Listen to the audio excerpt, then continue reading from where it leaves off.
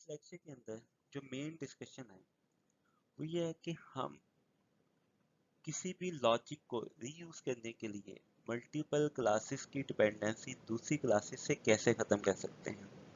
इसके अलावा as a side discussion इसमें स्ट्रेटेजी डिज़ाइन पैटर्न को भी डिस्कस किया गया है और कोवेरिएंट टाइप्स को भी डिस्कस किया गया है। मज़ीद डिस्कशन स्टार्ट करने से पहले 2 से 3 कंसेप्ट हैं जिन्हें हमें क्लियर करना है। वो 2 से 3 कंसेप्ट ये हैं कि कोवेरिएंट डेटा टाइप्स क्या होती हैं, कोवेरिएंट टाइप्स। अब आपने पहले भी इसको शायद सुना हो कोवेरिएंट का वर्ड। तो कोवेरिएंट ये होते हैं कि जब आप ओवरराइडिंग या ओवरलोडिंग करते हैं किसी भी फंक्शन की, लेट से एक ही क्लास में है तो आपने फंक्शन बनाया f1, उसके रिटर्न टाइप थे इंट, तो ये एक फंक्शन बन गया। इसके अलावा आप f1 को ही दोबारा से बनाते हैं और ओवरलोड करते हैं, इंट a का पैरामीटर पास करते हैं, लेकिन यहाँ पे रिटर्न टाइप आपकी है वाइट। तो यहाँ पे अगर देखा जाए जब भी कोई बंदा f1 को कॉल करेगा तो उसके लिए दो डिफरेंट डाटा डाटा टाइप्स है, रिटर्न टाइप्स। तो आपके ख्याल से क्या फंक्शन ओवरलोडिंग ऐसे हो जाती है? यस हो जाती है, आपके रिटर्न टाइप डिफरेंट हो सकती है। इस केस में रिटर्न टाइप्स को कहते हैं कोवेरिएंट डाटा टाइप्स। ये है एग्जांपल मैंने जो आपको दी है, ये ओवरलोडिंग के केस में।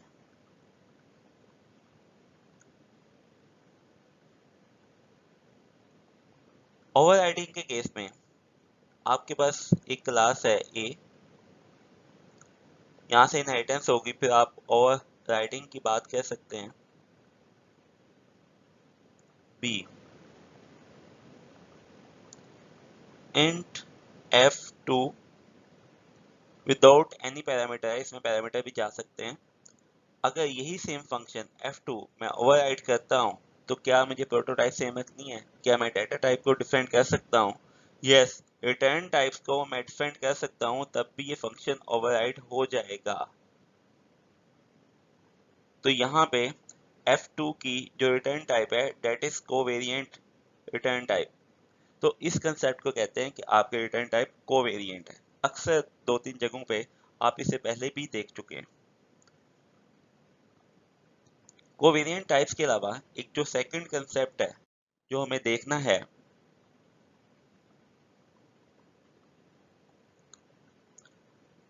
वो कुछ बेसिक चीजें हैं कि जब आप कोई भी क्लास बनाते हैं तो क्या वो किसी से इनहेरिट होती है या नहीं होती। लेट्स से आपने एक नई क्लास बनाई पर्सन, आपने इसे किसी से भी एक्सटेंड नहीं किया,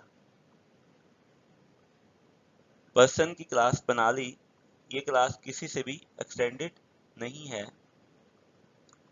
लेकिन जावा बाय डिफॉल्ट आपको बताए बगैर इसे एक्सटेंड कर देती है from the class of the object. तो आपकी क्लास ऑटोमेटिकली किसी एक क्लास से एक्सटेंड हुई होती है। अच्छा, इसका मतलब है कि जब भी कोई आप जावा के अंदर कोई भी क्लास होगी, उसके अंदर ऑब्जेक्ट की जो क्लास है उसके फंक्शंस या उसकी फंक्शनैलिटी लाजमी होगी। जावा के अंदर कई ऐसे जेनेरिक फंक्शंस भी होते हैं। जेनेरिक फंक्शंस कैसे होते हैं कि उसमें अगर आपको ना पता हो कौन सी टाइप आपने पास करनी है f1, तो आप उसमें ऑब्जेक्ट पास कर देते हैं, ऑब्जेक्ट एस। ये आपने फंक्शन बनाया यहाँ पे, जब f1 को कॉल करेंगे, f1 को कॉल करते हुए आप यहाँ पे पर्सन भी भेज सकते हैं क्योंकि ऑब्जेक्ट जा रहा है, object person is the object. आप इसमें कोई स्ट्रिंग भी पास कर सकते हैं, न्यू स्ट्रिंग। तो आप कोई भी ऑब्जेक्ट पास कर सकते हैं, ठीक है। यहाँ पे मैंने कंस्ट्रक्टर अंदर ही कॉल कर लिया, आप अलग से भी कंस्ट्रक्टर कॉल करके और फिर बाद में ऑब्जेक्ट f1 में पास कर सकते थे। इसका मतलब है कि अगर आपका कोई जेनेरिक फंक्शन है तो उसमें जस्ट आप ऑब्जेक्ट टाइप का रेफरेंस रखते हैं और वहां पे कोई भी ऑब्जेक्ट पास करते हैं तो आपका काम चलेगा वहां पे, ठीक है। तो एक जेनेरिक फंक्शन बन जाएगा। तो ऑब्जेक्ट के फंक्शंस क्या हैं, इसकी फंक्शनैलिटी क्या है और ये इतना लाजमी, इतना जरूरी क्यों था। जावा का अपना एक डिजाइन है, अगर आप सी शार्प में भी जाएंगे तो आप जो कोई भी क्लास इंप्लीमेंट करेंगे, सी शार्प के अंदर भी एक क्लास है जहां से आप इनहेरिटेंस करेंगे। ठीक है, इसके बेनिफिट हमें क्या होते हैं? इसके बेनिफिट ये होते हैं कि आपने पर्सन की क्लास बनाई, person p is equal to new person. इसमें अगर आप p डॉट करके फंक्शन चेक करेंगे तो इसमें काफी फंक्शन आ जाएंगे। खास तौर पे एक फंक्शन है get class.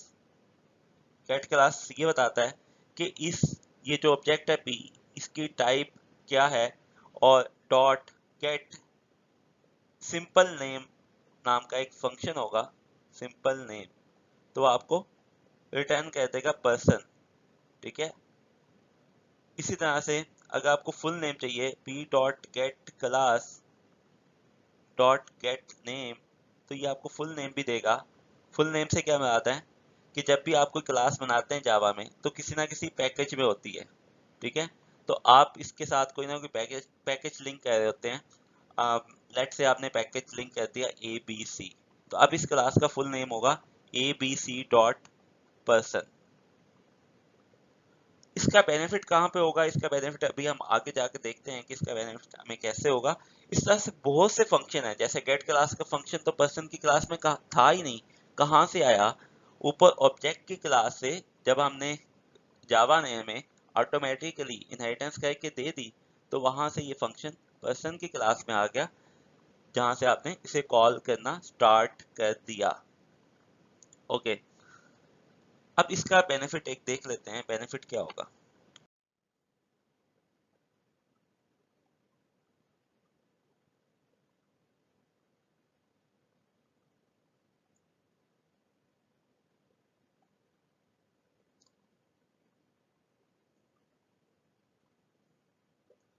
You have a class person और इसके अंदर एक फंक्शन है नेम।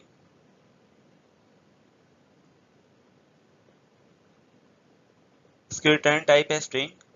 इसकी बॉडी में क्या लिखेंगे? इसकी बॉडी में हम ये लिखेंगे गेट क्लास।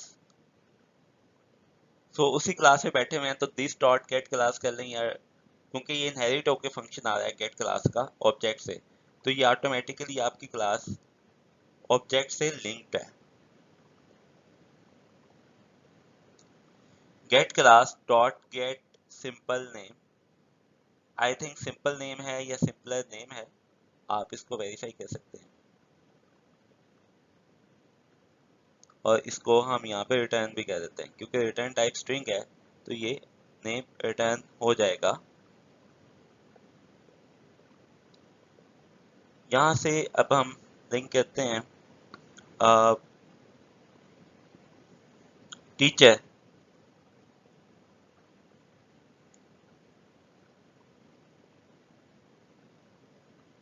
एंड डॉक्टर, दो क्लासेस हैं। इसमें ऑटोमेटिकली नेम का फंक्शन तो इसमें आएगा क्योंकि पर्सन की क्लास से ये इनहेरिट हुई हैं। तो मैं एक ऑब्जेक्ट बनाता हूँ teacher, T is equal to new teacher, T dot name. इसको हम प्रिंट भी कर लेते हैं क्योंकि रिटर्न करेगा स्ट्रिंग। इसको प्रिंट करने के बाद आपका क्या ख्याल है कि ये क्या आउटपुट देगा? क्योंकि ये पर्सन के अंदर डिफाइन है, तो गेट क्लास ये पर्सन की करेगा या गेट क्लास ये टीचर की करेगा? तो क्या आउटपुट आनी चाहिए, पर्सन या टीचर? ठीक है, तो इसमें अगर हम इस हवाले से सोचे कि यहाँ पे आउटपुट क्या आनी चाहिए, तो पर्सन ज्यादा क्लोज हमें ये लगता है कि इसकी आउटपुट पर्सन आएगी क्योंकि ये पर्सन की क्लास में डिफाइंड है। लेकिन यहाँ पे ये भी ध्यान में आता है कि चूंकि जब आप गेट क्लास का फंक्शन कॉल करते हैं तो आगे ऑब्जेक्ट पड़ा हुआ है टीचर का, तो टीचर के ऑब्जेक्ट से गेट क्लास का फंक्शन कॉल होना चाहिए और आउटपुट आनी चाहिए यहाँ पे टीचर।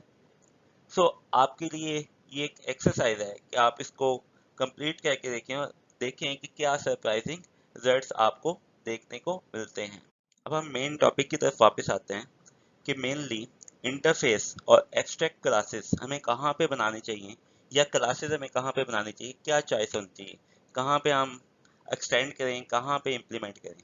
तो पहला रूल ये है कि अगर आपके पास एक ऐसी क्लास है, ऐसी एब्स्ट्रैक्ट क्लास है जिसमें कोई भी फंक्शन आपने इम्प्लीमेंट नहीं करना, तो आपको वहां पे इंटरफेस बनाना चाहिए। लेकिन फिर भी हम इंटरफेस के और क्लास के दोनों के बेनिफिट्स और प्रोज एंड कॉन्स देखेंगे कि क्या फायदे हैं, क्या नुकसान आता है। लेट्स से मैं एक क्लास बनाता हूँ प्रोसेसर। प्रोसेसर की क्लास ये करती है कि कोई ना कोई प्रोसेसिंग करती है। लेट्स से उसमें नेम का फंक्शन है, जैसे हमने पहले बनाया था, स्ट्रिंग नेम का फंक्शन है, और उसकी बॉडी में ये लिखा है get class dot get simple name.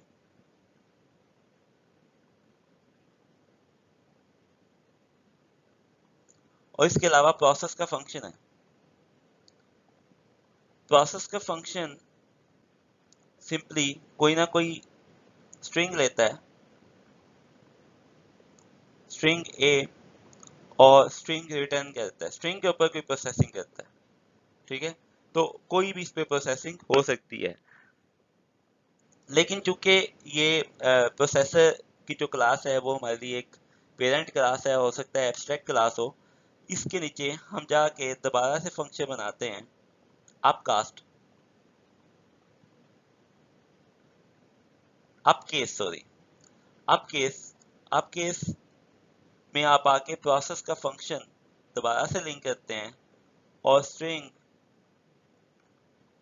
ए यहाँ पे पास करते हैं। इसका काम यह है कि ए डॉट टू अपर केस, जो भी जावा में फंक्शन होगा अपर केस में कन्वर्ट करने का, वो ये वाला फंक्शन यहाँ पे कॉल हो जाएगा और रिटर्न कर देगा।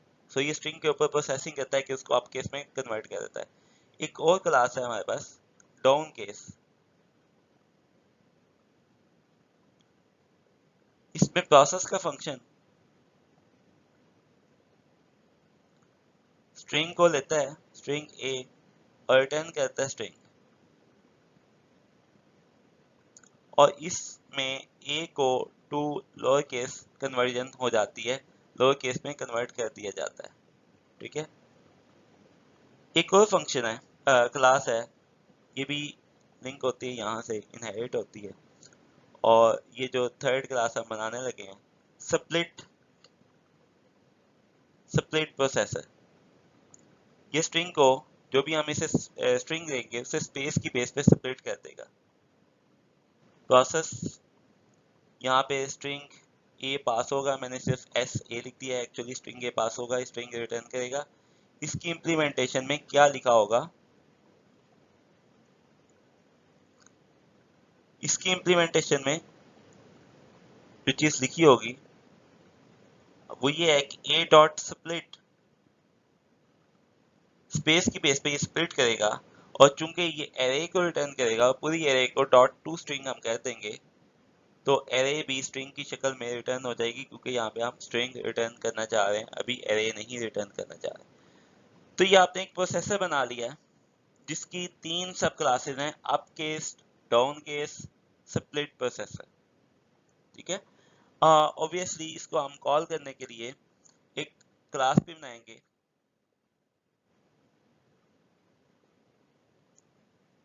अप्लाई की क्लास बना लेते हैं, जिसमें एक फंक्शन रख लेते हैं f1, जिसका काम है कि इसे एक प्रोसेसर टाइप का ऑब्जेक्ट आएगा, प्रोसेसर ए और ऑब्जेक्ट बी।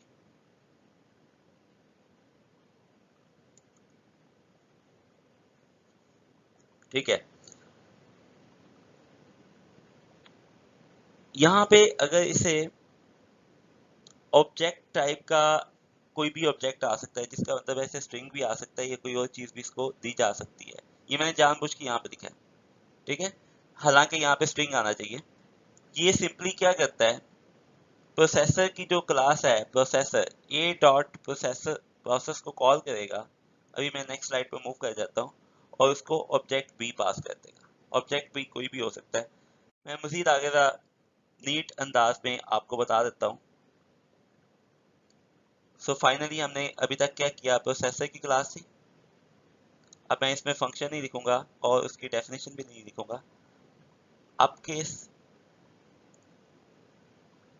डाउन केस, और एक क्लास थी हमारी split processor.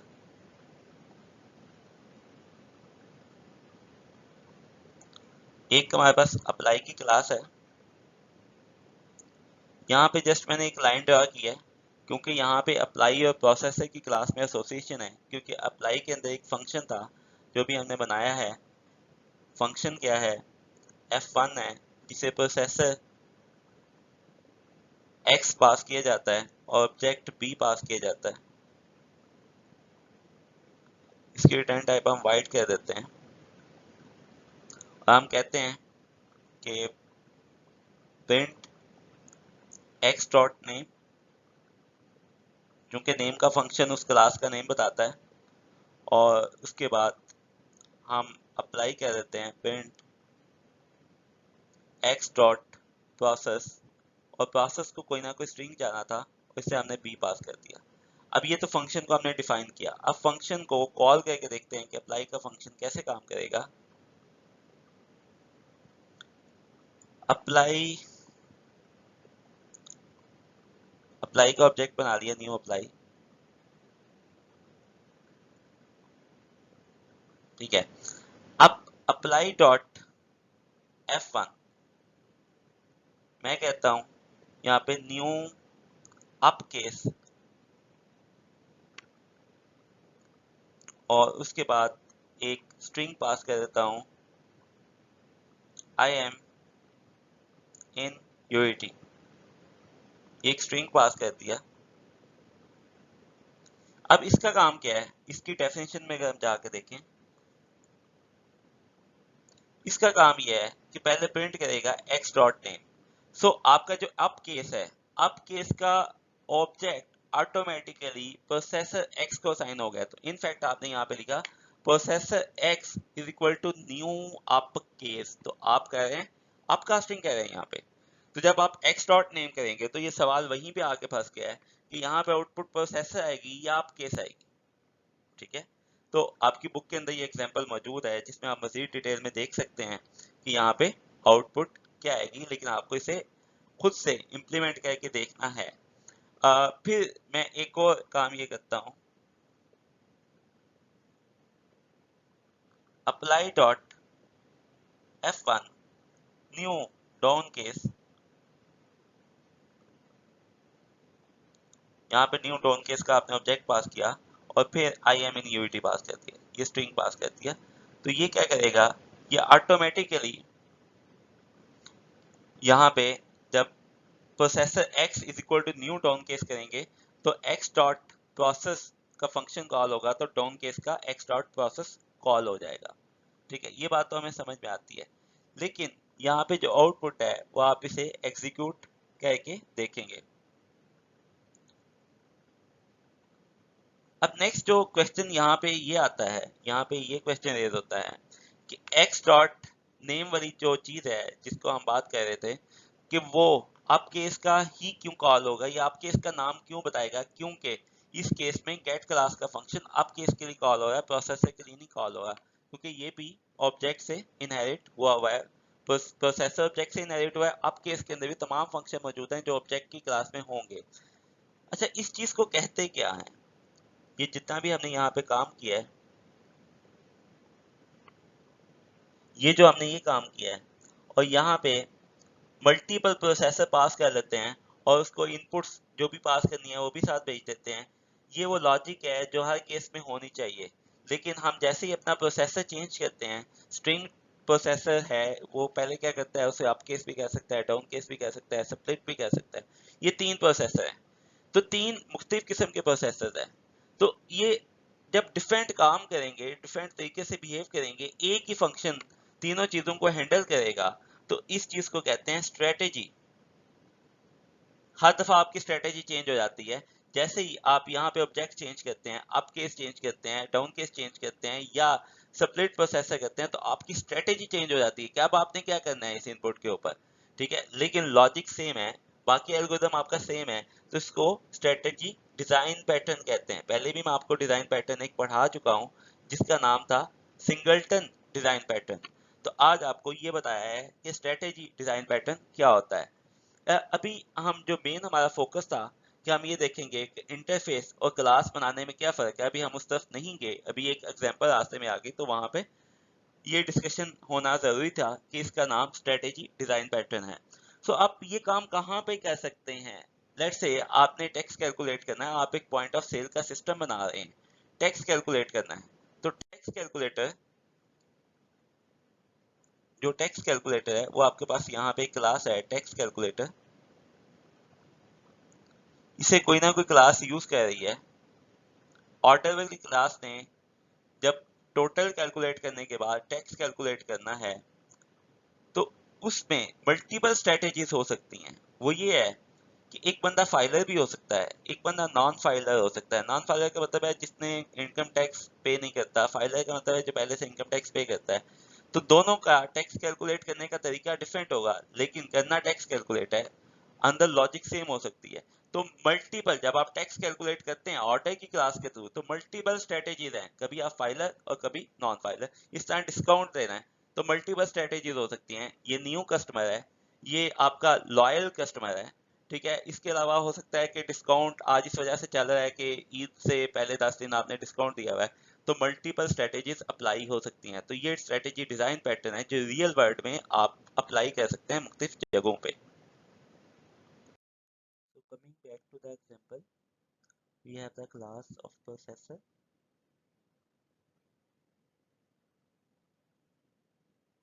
and we have multiple types of processor. Up case,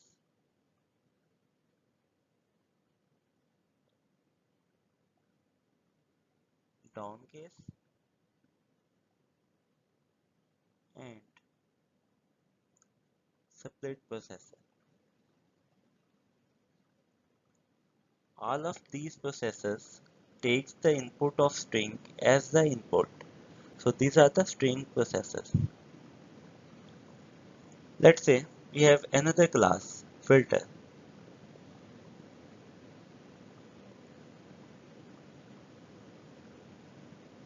So filter has the same function that was discussed in the class of the processor. This function is name and it has the same definition, get class dot get simple name, and we have process.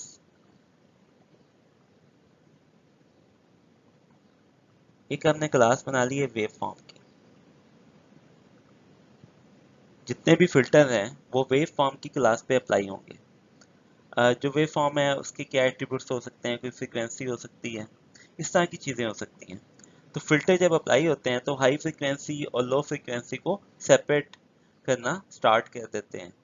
तो late से हमारे पास यहाँ पे दो filters हैं, low pass filter, high pass filter.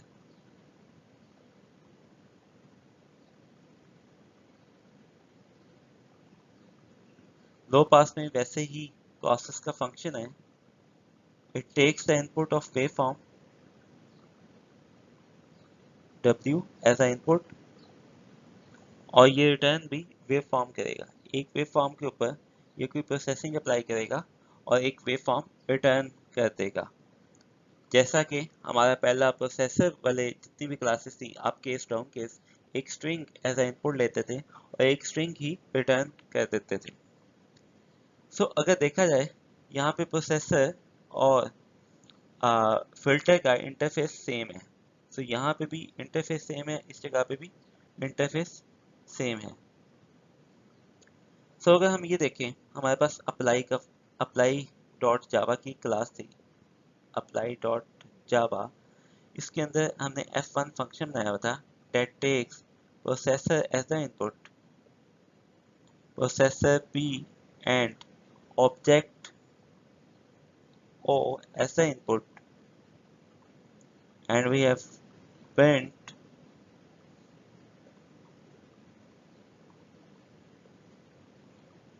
p dot process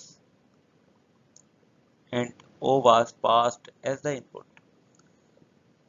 So ये function f1 या apply dot java की जो फाइल है ये इन तमाम प्रोसेसर्स के लिए काम करती है, क्योंकि यहाँ पे जो वैल्यूज आप पास करते हैं ये प्रोसेसर टाइप्स की होनी चाहिए। तो प्रोसेसर टाइप्स हमारे पास तीन हैं, up case, down case and split. जो फिल्टर की क्लास है उसमें भी तो सेम इंटरफेस है, तो क्या हम f1 का फंक्शन यूज करके हम ये कह सकते हैं कि यहाँ पे एक फिल्टर आ जाता है और फिल्टर डॉट प्रोसेस करें, उसको एक वैल्यू पास करते हैं, तो क्या ये सेम फंक्शन वहां पे अप्लाई हो सकता है फिल्टर के लिए? क्या आप यहाँ पे इस तरह से कह सकते हैं कि न्यू लो पास फिल्टर पास करें और वेव फॉर्म के ऊपर अप्लाई करते हैं? क्या ऐसा पॉसिबल है? नहीं, क्योंकि wave form is not a processor, wave form is the type of the filter. So इसकी वजह यह है कि आप सेम जो कोड आपने प्रोसेसर के टाइप्स के लिए लिखा है फिल्टर के टाइप्स के लिए इस्तेमाल नहीं कर सकते, हालांकि उनका इंटरफेस सेम है। उसकी वजह यह है कि जितनी भी आपकी क्लासेस आई है, ये जो फंक्शन f1 है ये प्रोसेसर के तमाम टाइप्स के लिए डिपेंडेंट है और ज्यादा कपल्ड है इन्हीं टाइप्स के लिए। इसको डीकपल करने का क्या तरीका है कि यही सेम फंक्शन फिल्टर के लिए भी अप्लाई हो सके। तो इसको हम इंटरफेस के थ्रू सॉल्व करने की कोशिश करेंगे। सेम प्रॉब्लम को हम इंटरफेस से सॉल्व करते हैं, उसके लिए सबसे पहले एक इंटरफेस बनाते हैं, processor, and we have string processor,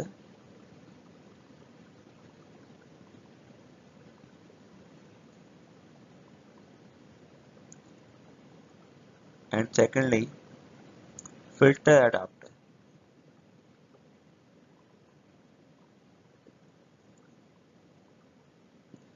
String processor has the types uppercase, downcase and split.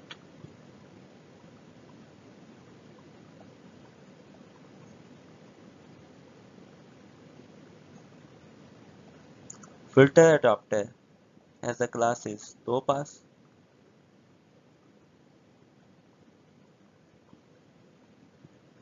and high pass.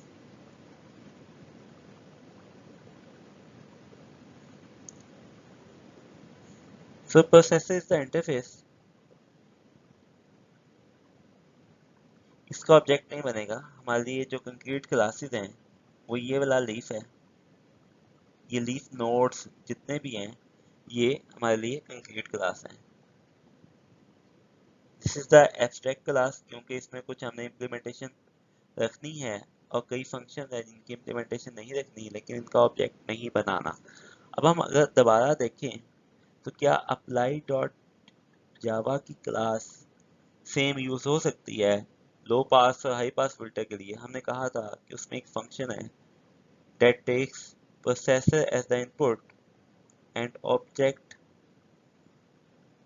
O as the input, and we call p dot process on object O. So f1 को हम use कैसे करेंगे? f1 new लो पास और यहाँ पे एक wave form पास कर देंगे, और चूंकि ऑब्जेक्ट इस जगह पे कोई भी इनपुट पास हो सकती है, तो जो आपका लो पास है ये सॉरी जो वेव फॉर्म की क्लास है, wave form is also the object, क्योंकि हमने कहा था कि जावा के अंदर जितनी भी क्लासेस हैं वो एक ऑब्जेक्ट से इनहेरिट होती हैं। सो अब अगर f1 देखें तो ये अप केस के लिए काम करेगा, न्यू अप केस, और इसको आप स्ट्रिंग पास करते हैं एबीसी। तो अगर देखा जाए कि सेम अप्लाई डॉट जावा की क्लास या सेम डॉट अप्लाई डॉट जावा की जो फाइल है उसमें जो फंक्शंस हैं वो अब फिल्टर अडॉप्टर और स्ट्रिंग प्रोसेसर के लिए भी काम कर रहे हैं। यहाँ पे हमने कपलिंग कम करने की कोशिश की है ताकि जो अप्लाई डॉट जावा की क्लास है वो मल्टीपल टाइप के प्रोसेसर्स के लिए इस्तेमाल की जा सके।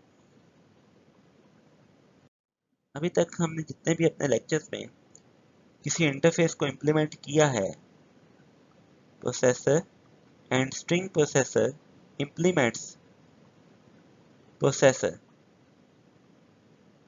if processor is the interface. So this is the interface. तो हमने इनहेरिटेंस के लिए जो लाइन लगाते हैं वो लगाते हैं इस तरह से। अगर यहाँ पे आप केस है, this says कि you have extension of the string processor, so it means extends. लेकिन क्या implements के लिए भी सेम लाइन ड्रॉ होती है? नहीं, डॉटेड लाइन ड्रॉ होती है। हमने अपनी सहूलत के लिए हर जगह पे straight line, smooth line draw की थी। सो इसका मतलब डॉटेड लाइन का मतलब होता है इम्प्लीमेंट्स। सो ये करेक्शन है यूएमएल डिजाइन के अंदर जो आपको याद रखनी है। इम्पोर्टेंट चीजें हमने इस लेक्चर में देखी हैं। Data covariant, types, strategy pattern,